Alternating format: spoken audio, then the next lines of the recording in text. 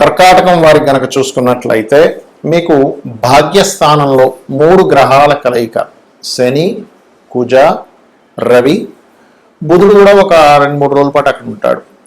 ఈ బుధుడు గురువు పరివర్తన కూడా వస్తున్నందుకు ఒక రకంగా పరివర్తన యోగంలో ఇక్కడ మనకి చూడ్డానికి 4 గ్రహాలు కానీ అదొక 5 గ్రహాల కలయిక కూడా ఉన్నట్టుగా చెప్పొచ్చు. అయితే అందులో ప్రధానంగా ఈ 3 గ్రహాలు ఇంకా ప్రధానం.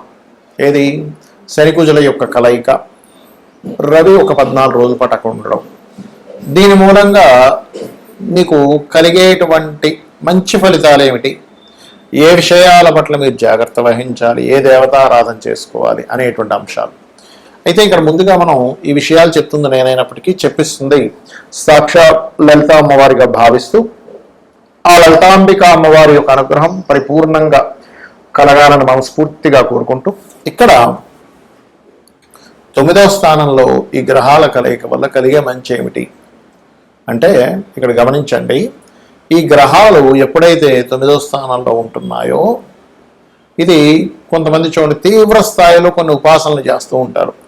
దీక్షలు తీసుకోవడం అనుకోండి, లేకపోతే కొంచెం యజ్ఞాలు, యాగాలు, హోమాలు, లేకపోతే కొన్ని కఠినమైనటువంటి కొంచెం ఉగ్రదేవత ఆరాధన చేయడానికి మీకు చాలా మంచిది. ఎప్పుడు కూడా మనం ఏదైనా ఒక సాధన చేసేటప్పుడు గ్రహ సంబంధించినటువంటి అనుగ్రహం కూడా ఉండాలి మనకి. అక్కడ గుర్తుపెట్టుకోండి, గ్రహానుగ్రహం కూడా ఖచ్చితంగా ఉండాలి. కాబట్టి ఇక్కడ మీరు గుర్తుపెట్టుకోవాల్సిన అంశం ఏమిటి అంటే ఇది ఎప్పుడూ కూడా ఈ గ్రహాల యొక్క స్థితిగతులు ఏవైతే ఉన్నాయో దీనికి సంబంధించినటువంటి విషయంలో ఈ జాగ్రత్త ఖచ్చితంగా తీసుకోవాలి. మరి అంటే ఈ ఎటువంటి జాగ్రత్తలు తీసుకోవాలో కూడా చెప్తాను. అయితే ఈ యొక్క విషయాలు చెప్తుంది నేనైనప్పటికీ చెప్పిస్తుంది ఈ సాక్షాత్ లలిత అమ్మవారిగా భావిస్తూ ఆ లలితాంబిక అమ్మవారి యొక్క అనుగ్రహం మీకు పరిపూర్ణంగా కలగాలని మనస్ఫూర్తి కోరుకుంటూ ఇక్కడ 9వ స్థానం అనేటువంటిది మూలధనం. అంటే మనం మన ఖాతాలో ఎంతో కొంత ధనాన్ని దాచుకున్నాం. ఒక్కొక్కసారి మనం చూడండి మన చెక్ బుక్ ఇంకో రకంగా మిస్యూజ్ అవ్వడం, మన కార్డు లేకపోతే మన బ్యాంక్ హైక్స్ అవ్వడం, ఇటువంటి ప్రమాదం ఉంటుంది కర్కాటకం వారికి.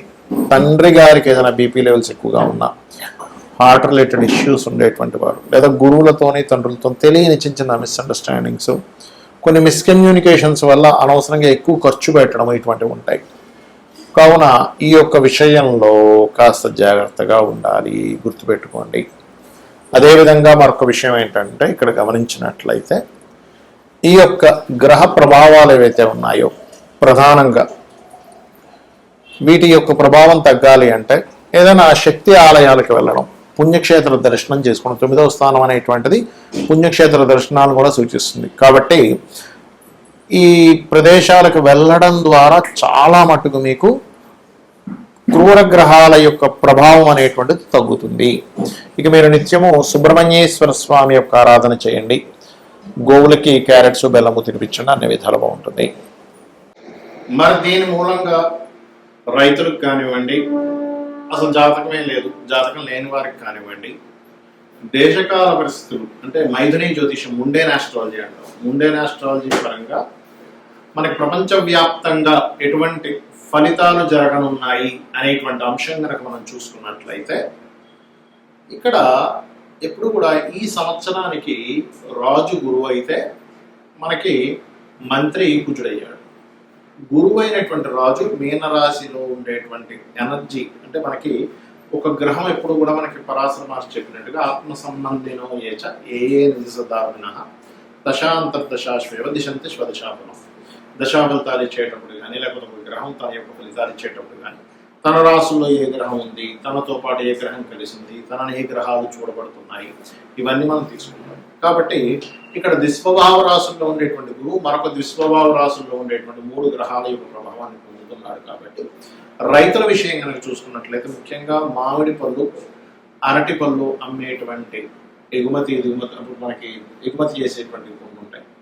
ఇటువంటివి ఈ పంటలు పండించేటువంటి రైతులు కాస్త ముందుగానే వర్షాలు పడబోతున్నాయి, అనవసరంగా పండు ఏదైనా మనకి దెబ్బతింటుంది. ఇప్పుడు ఏంటంటే వడగల వానలు, విపరీతమైన వర్షాలు, లేకపోతే విపరీతమైన గాలులు, ఎండాకాలంలో విపరీతమైన వర్షాలు పడతాయి. చూడండి, గుర్తుపెట్టుకోండి.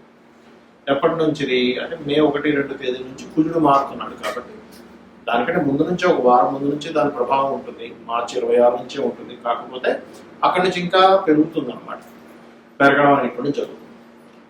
మరి ఈ పసుపు అంటే పచ్చగా ఉండేటువంటివి ఏవైతే ఉంటాయో అందులో అరటి పళ్ళు ఉంటాయి, మామిడి పళ్ళు ఉంటాయి, ఇంకేవైతే పండ్లు ఉంటాయో వాటి మీద దాని ప్రభావం ఉంటుంది చెప్పాలంటే. మరి ఈ యుద్ధ సంబంధించినటువంటి విషయంలో అంటే ఖచ్చితంగా మీరు చూడొచ్చు, ఒక వారం ముందు నుంచి అంటే మే 2 నుంచి కుజుడు మారుతున్నాడు అంటే దాదాపుగా మార్చి 26వ తేదీ నుంచే ఈ యుద్ధ సంబంధించినటువంటి విషయంలో తీవ్రత బాగా పెరుగుతుంది. ఇవన్నీ అసలు మనం ఎందుకు చెప్పుకుంటున్నాం, ఎక్కడో జరిగే యుద్ధం గురించి మనకి ఎందుకు అంటే, ఎక్కడో యుద్ధం జరుగుతూ ఉందంటే ప్రతి దేశంలో ప్రతి ఒక్కరికి ఏదో రూపంలో వాళ్ళకి దాని యొక్క ప్రభావం పడుతూ ఉంటుంది. అంటే ఏమిటి, ఇప్పుడు మనకి వంట చమురు ఏవైతే గ్యాస్ ఉందో దాని మీద ప్రభావం, పెట్రోల్ డీజిల్స్ మీద ప్రభావం, లేకపోతే ఆయా దేశాల్లో కొంతమంది మన భారతీయులు ఉంటారు. ఆ భారతీయులు అక్కడ ఉంటే ఒకవేళ కొంచెం సరిహద్దు ప్రాంతాల్లో ఉంటే కొంచెం లోపలిగా వెళ్ళి ఉండడం. ఇక్కడ ఏంటంటే యుద్ధం ఎప్పుడూ కూడా పెరగకూడదు, మనందరం అదే కోరుకోవాలి. కానీ గ్రహస్థితులు ఏం చెప్తున్నాయి మనకి, పోయిన సంవత్సరం లాగే ఈ సంవత్సరం కూడా గురువు 3 రాసులు మారుతున్నాడు. పోయిన సంవత్సరం చూడండి, మనకి పరాభవనామ సంవత్సరానికి ముందు మనకి ఏదైతే సంవత్సరం ఉందో విశ్వవసునామ సంవత్సరంలో కూడా మనకి గురువు వృషభ రాశిలో ఉండేటువంటి గురువు మిథునం నుంచి కర్కాటకంలోకి వెళ్ళాడు. అందుకే చూడండి, పరాభవం రాకముందే యుద్ధాలు ప్రారంభమయ్యాయి. దానికి సంబంధించినటువంటి చాలా చాలా చాలా ఇబ్బందులు చూసాం మనం. మరలా పరాభవనామ సంవత్సరంలో కూడా 3 రాసులు మారుతున్నాడు గురువు. అంటే కర్కాటకంలోకి వచ్చేసిన గురువు మిథునంలోకి వెళ్ళిపోయాడు. మిథునం నుంచి మరలా 3 రాసులు అంటే మిథునము, కర్కాటకము, సింహం, ఇలా 3 రాసులు మారడము, 3 సార్లు పంచగ్రహ కూటమి కలయిక, ఇవన్నీ ఏం చెప్తున్నాయి, ఇజ్రాయెల్లో ఇప్పుడు ఉండేటువంటి విపరీతమైన కాకుల యొక్క దాడి, ఇవన్నీ ఏం చెప్తున్నాయంటే ఇస్లాం కంట్రీస్ ఏవైతే ఉంటాయో అక్కడ ఉండేటువంటి దేశాలకి చాలా చాలా చాలా యుద్ధము యొక్క సంబంధించినటువంటి విషయం చాలా తీవ్ర స్థాయికి వెళ్ళనుంది. కాబట్టి ఇక్కడ ఏంటి, సామాన్య ప్రజలు, అది అక్కడ ముస్లిమ్స్ అయినా ఎవరైనా కానీ ఇప్పుడు యుద్ధంలో పాల్గొనేటువంటి వాడికి మాత్రమే ఇబ్బంది ఉండేది ఒకప్పుడు. ఇప్పుడు అలాగే సామాన్య ప్రజల మీద పడుతుంది. కాబట్టి సామాన్య ప్రజలు అక్కడ ఉండేటువంటి వారు వీలైనంత మటుకు కాస్త అక్కడ ఏదైనా బంకర్లు అవి ఉంటే వాటిల్లో కాస్త ఉండడము, ఇటువంటివన్నీ చేయాలి. ఎందుకంటే ఇక్కడ ఈ 3 గ్రహాల యొక్క కలయిక అనేకమైనటువంటి దేశాలను ఇన్వాల్వ్ అయ్యేలా చేస్తుంది. అంటే వారు కూడా మేము కూడా యుద్ధంలోకి వస్తామనేటువంటి ప్రభావాన్ని పెంచుతూ ఉంటుంది.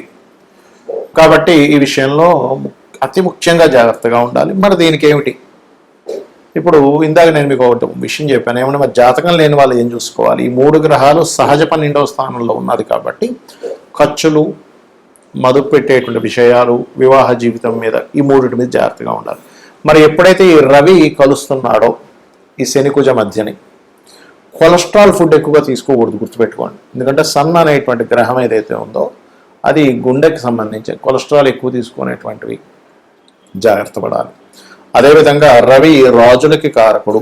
రాజు అంటే ఇప్పుడు ఉండేటువంటి పరిభాషల్లో చూసుకున్నట్లయితే సీఎంలు, పిఎంలు, రాజకీయ నాయకులకి కూడా ఇది వర్తిస్తుంది.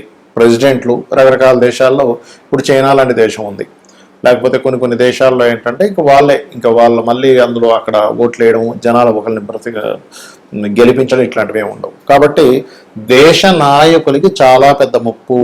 ఎందుకంటే నాయకుడికి రాజుకి కారకుడైనటువంటి రవి ఎప్పుడైతే శనికుజ గ్రహాలతో మీనరాశిలో కలిసిన్నాడో ఇది దేశ నాయకులకి ముప్పునిస్తుంది. ఇంకోటి ఏంటి, ఈ గురువు అతిచారంలో సింహరాశి వైపు వెళ్ళిపోతాడు. కాబట్టి ఇక్కడ ఏంటి, 3 రాసులు జలము, అగ్ని, వాయువు, ఈ 3టిని కలుషితం చేసేటువంటిది. ఇప్పుడు ఒక యుద్ధం వచ్చిందనుకోండి, వాయువు కలుషితం అవుతుంది. నాభీ సంబంధంలో యుద్ధాలు వచ్చాయి, జలం కలుషితాలు అవుతాయి, జల సంబంధించినటువంటి ప్రళయాలు వస్తాయి, తోరణాలు, అదేవిధంగా అగ్ని సంబంధించినవి. అందుకని ఏంటంటే మీ యొక్క ఇష్టదైవం ఎవరైనా సరే, మీ ఇష్టదైవం ఎవరైతే ఉంటారో వారిని మనస్ఫూర్తిగా ఆ యొక్క పరమాత్మ మిమ్మల్ని ఎటువంటి ఇబ్బంది కలగనివ్వకుండా ఆయన పూర్తిగా కాపాడుతాడనేటువంటి విశ్వాసంతో మీరు మీ నిత్య దేవత ఆరాధన చేయండి. ఇందాక నేను చెప్పినటువంటి పరిహారాలు చేయండి. ఇక్కడ ప్రపంచం ఏ దేశాలు వాళ్ళ యొక్క ఈగోలతో వాళ్ళు అనుకునేటువంటి దీంతో గొడవలు పడుతున్నప్పటికీ సామాన్య ప్రజలకి ఏమీ కలగకూడదు అనేటువంటి సదుద్దేశంతో ఈ యొక్క విషయం చెప్తున్నాను నేను మీకు. శ్రీమాత్రే నమః.